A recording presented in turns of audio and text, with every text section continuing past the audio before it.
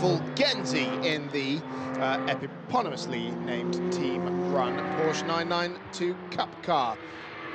And he was quickest earlier. Now it's the turn of his teammate Shintaro Akatsu, as it is for the second drivers in all the other teams.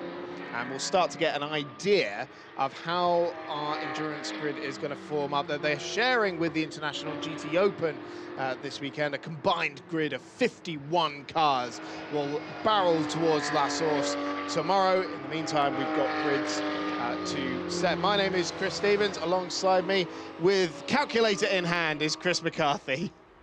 Yeah, yes, thank you very much. Great to be back. Oh, there we go. We've already got Early a shunt. dramas. And now that doesn't look like it's going to be a halt to the session, because the number 90, now that is the car that topped Q1. That's Akatsu at the wheel of that 992 Porsche, but he has managed to keep it going and runs wide on the exit of the finish chicane, through the gravel, around she goes, pop, bang, wallop into the tyre barriers, but it looks like with minimal consequences. So to make sure there's no irreparable damage there, but certainly not an ideal start to the car that topped Q1. Really not, isn't it? Because it's now going to be a trip back to the pit lane to get any damage fixed, and you're going to lose time very, very quickly as well. So, yeah, not an ideal start at all. This is the 77 EST1 racing car of Yuri Aliyara, leading the 52 Q1 track racing car. Laurent van der Velde. And Laurent van der Velde looks like he wants to get past the EST1 car. Car's kicking up a few bits of gravel that have been left over by some of the other races or sessions that we've had so far today. And up Beau Rouge we go, and the Q1 track car taking the short route at the top of Raidillon there. And the EST1 Porsche eventually yielding to the Q1 car. But this, of course, for the Cup cars that will join the full-on GT3 cars on the grid tomorrow. We have 13 Porsche Cup cars. That's a mix of 991 and 992, and 4 Ferrari 488 Challenge cars that debuted in Portimao a few weeks ago.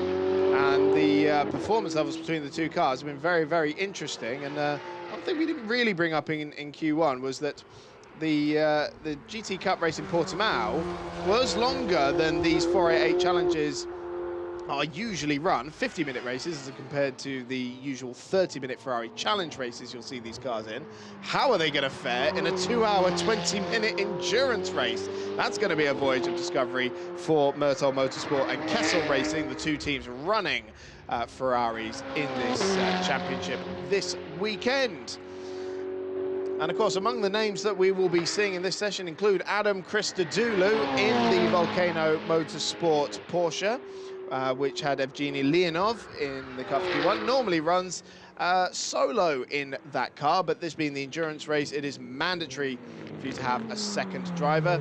And I can't think of too many stand-in drivers that I'd rather have than Adam Christodoulou. And here he is in that 116 Volcano Motorsport Porsche. Cracking livery on that thing. And of course, Leonov, Christodoulou's teammate for this weekend, so nearly won the first race of the season in quite dramatic style had he not spun at the final corner of the race. And this is a team and a driver as well that had stepped up from TCR Racing, and GT Cup Racing very new to them. It's certainly been a very competitive start to this new voyage for them.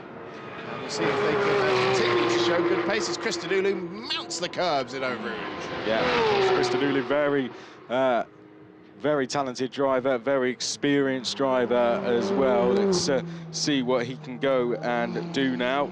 In the top 10 was the car in the first qualifying, and I think Christodoulou will want his eyes on that pole position now as he comes through Lake Orme and makes his way down to Bruxelles. Very good watching him, and there you can see using all of the curb possibly available as he comes down to the hairpin. Now this is a really, really good lap to set a benchmark in this session. 2 minutes 22.642 was the quickest lap in the first session, the quickest lap by his teammate, a 2 minute 25.341. So in terms of averages, a bit of time to make up, but if anyone can in GT racing, this is certainly one man who can do it. Oh. There we go, lap time deleted. There we go, right. It was all a waste of time. Oh, well.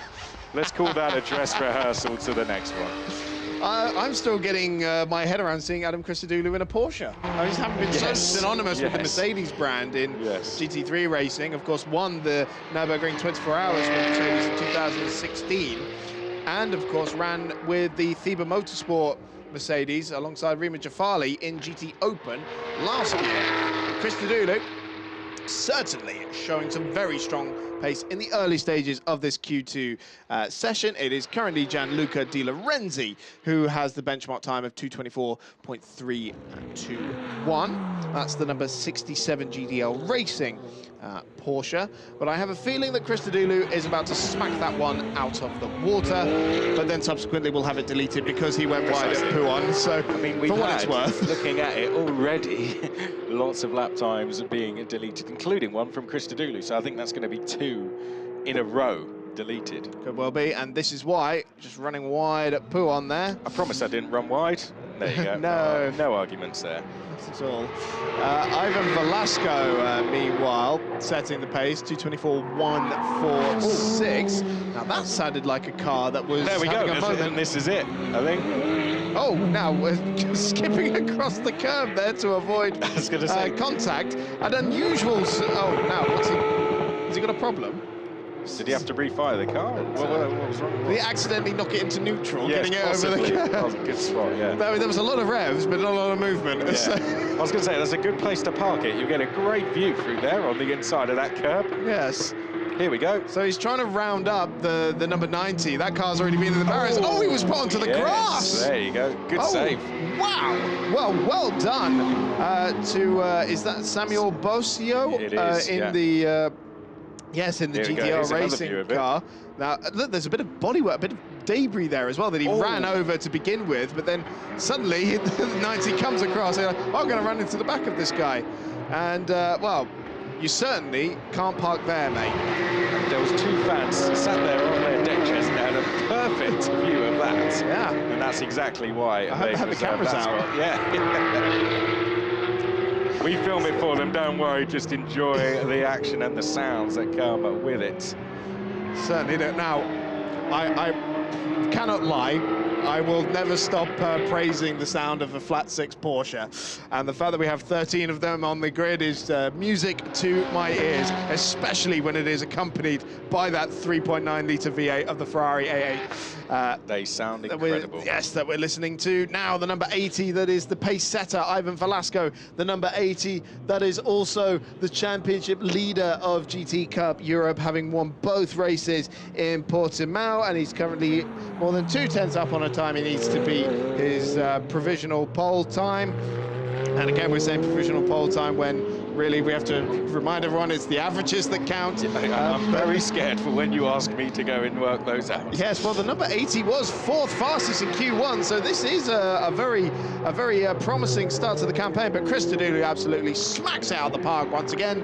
1.3 seconds clear this time, and no sign yet of a track limits violation. So that one could stand. Yeah, good stuff from Christo. We see Ivan Velasco, P2, Eugenio Pisani, P3, Axel Sartijan is in P4, and Fidel Castillo, the top AM driver, comes in P6, or was now P4. Laurent van der Velde goes up to 4th place. Absolutely brilliant time, but it's building up all the time. We've got plenty of drivers improving, including our provisional pole sitter, who you're seeing on screen. Adam Christodoulou, purple first sector. We followed him through there, but Velasco is improving. We've got Pisani, who is coming up to the line very shortly, also about to improve as well. In fact, just looking down, I think Pisani is coming up to the last chicane as we speak, so we'll see what he can do. Yeah, Pisani was rapid in Portimao last time out for the SP Racing Porsche. And if I'm, not mistaken, that is the older version as well that they are running still as well. Didn't manage to improve, unfortunately, but still, well. P3, a bit delayed in the final sector. And, now it's that track limits again. Christodoulou, he was certainly over the white line, having set a fastest first sector. And Velasco is right on the pace as well, only half a tenth down on a time he needs to beat Christodoulou. Christodoulou is wringing the neck of this thing. Watching the weight transfer and everything, it looks absolutely fantastic. Let's see him come round, riding over the bumps that this Spa circuit produces in some places, but now this is where we can really enjoy it. Coming up to Blanchimont, it's going to look fabulous through here. Certainly will. Let's watch, listen and learn through Blanchimont. Oh, that is how you do it. Adam Christodoulou leaving absolutely nothing on the table. Lost a little bit of time in the middle sector. But now a hop, skip and a jump over these curbs at the bus stop. Chicane, don't run wide on the exit of the corner as well and drive towards the line. And it is not good enough to beat his time of 2:22.704 yet, but he still leads the field by over a second to Ivan Velasco.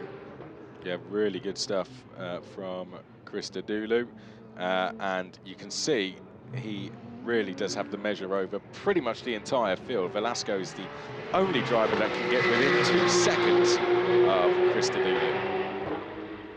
So 3 seconds quicker than the time that they set in the first session. The number 80 is a couple of seconds slower, so we might see a close run contest if Christodoulou can improve. And I think that's why, Chris, that we're seeing so much track limits from him, because he knows that he has to go a good 2 or 3 seconds quicker than the rest of the field, particularly the number 90 and the number 119, which he is comfortably doing now. He's 6 seconds quicker than the number 90. This is because of average lap times, 5 seconds quicker than the, let's have a look, 119. Well, in fact, 11 seconds quicker than the 119. So this is why we're seeing it. He obviously wanted to go out when there was more grip down on the circuit.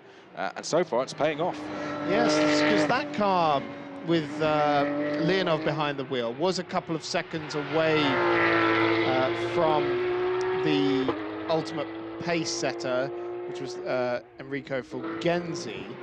But it does look like maybe the 80 is the best contender at the moment for the pole position when we apply the averages. Shall I try and get some averages for us? Yes, well, let's see. We have less than 90 seconds remaining in the session. So maybe it's time to get the calculator out and start mathing away. Glad it's your job and not mine, because I did terribly with maths at school. So I didn't do much better, so there we go. Well, yeah, hence why we're doing this now. So 1 minute remaining on the clock in Q2.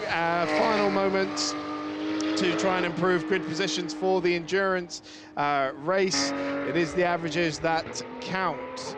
So it's a combination of the 2 drivers that contribute to the grid position, unlike the usual format where we have 2 qualifying sessions that sets the grid for 2 races, as Van der Velde runs very wide on the exit of Curve Paul Frere there, dipping 2 wheels through the gravel trap, but manages to keep it going, although it doesn't look like he's on the lap. That's going to improve his position, as he's 3.5 seconds away in the middle sector now. Still got some clear track in front of him though, so a strong middle sector may well bump him up the order here, and I think he's just about going to run out of time to do another lap, and he's aborted the lap, and into the pit lane he comes. Christodoulou and Velasco into the pits as well. Here's that moment for Van der Velde again, running just a tad wide on the exit of the Curve Paul Frere there. Here's Pisani in the 44. And he looks like he's still improving. Yep, he's got a green first sector, only a tenth away from Christodoulou's time. And he skims the gravel there as well, and is not an improvement in the middle sector, unfortunately. And this could well mean that he struggles to challenge for that front row there. The 44 wasn't in the top 10 in Q1 either, so they're definitely not looking at a pole position when the averages are applied, I don't think. But seems to be one of the last drivers left on the track who might be able to improve their lap time. It's in the older 991 Porsche Cup car, still able to compete with those 992s out there on track. Red lights are now on, and he does improve in time, but not in position, in this session at least anyway. It may well contribute to a better grid spot when the averages are applied. But it is Adam Christodoulou who is the pace setter for qualifying 2. And Gianluca Di Lorenzi popping in a very late time there in the 67 GDL Racing Porsche to go 4th fastest and top of the AM class runners as well. And that was Fabiani, was it in the 70? Oh no, Maurizio Fondi putting in a time there right at the end of the session. This is Fabiani now, who has one more corner to go. Little correction of oversteer there, just beyond the white line, but it's an improvement for Fabiani. It is. He's 15th. That is in the sister SP Racing Porsche, who I'm told are hoping to have the new 992 Cup car later in the season. And according to Chris McCarthy's calculations, it is going to be the 116 sorry, the 80 on pole position. But for now, it's Adam Christodoulou who is fastest in Q2, and Ivan Velasco, we think, with that second fastest lap time, has managed to put himself on pole position. Eugenio Pisani in 3rd, Gianluca Di Lorenzi 4th overall, top of the AM runners. Axel van Straten in 5th, Lauren van der Velde and Florentin Chescu behind him. Then comes Axel Startingen, Mikael Pachez and Shintaro Akatsu. Remember, that was the car that was fastest in Q1. Fidel Castillo and Juso Pahaka ahead of Yuri Aliara, Stefano Bozzoni, Fabio Fabiani, Samuel Bosio, and completing the grid is Maurizio Fondi. And all that's left for the GT Cup cars is to race tomorrow. But before then, we've got GTOpen qualifying to finalize the grid. That's coming up next.